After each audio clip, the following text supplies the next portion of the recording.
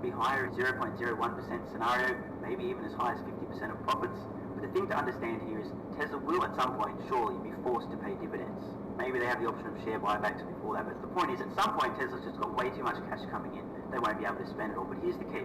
Tesla will not begin paying dividends until they are absolutely confident they cannot even conceive of a way of spending the profits either today or far into the future. What do you think the impact would be if Elon took a step back from Tesla to focus on another project or for some other reason? It's extremely likely at some point Elon does take a step back from Tesla, predominantly to focus on SpaceX and colonizing Mars. That really is his life's mission. Tesla's almost a side project in that regard. But the spanner in the works, the curveball here, Tesla humanoid robot, and the intent to develop artificial stock entirely over the next week or so. Instead, Cathie Wood bought stocks like Roku, Zoom, UiPath, C Limited, Roblox, and Shopify. The thing all of these companies have in common is that they're much more pure-play names and have also collapsed in price over this past week. For example, Roku is down over 30% over the last 5 days. Roblox stock is down almost 30%, Zoom is down by another 10%, bringing it to almost 80% off its peak, and Shopify is down